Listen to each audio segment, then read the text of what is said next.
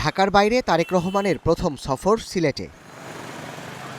আগামী ২২ জানুয়ারি হজরত শাহজালাল ও হজরত শাহপরানের মাজার জিয়ারতের মাধ্যমে নির্বাচনী প্রচার শুরু করবেন বিএনপি চেয়ারম্যান।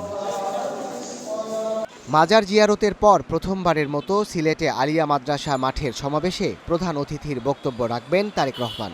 সমাবেশে সিলেট জেলার পাশাপাশি যোগ দেবেন আশেপাশের জেলার নেতাকর্মীরাও।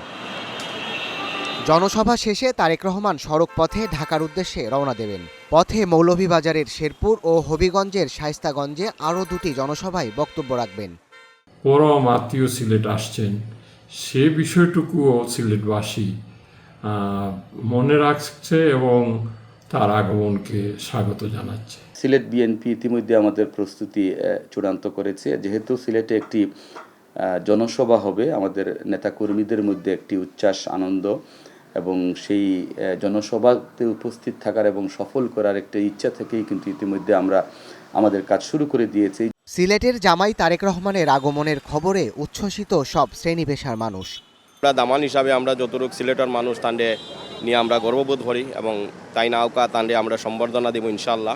দেশবাসীর পক্ষ থেকে তান্ডে আমরা স্বাগতম জানাইলাম সিলেটবাসীর পক্ষ থেকে। আলহামদুলিল্লাহ, এটা আমরা সিলেটের দায় খুবই ভালো একটা জিনিস।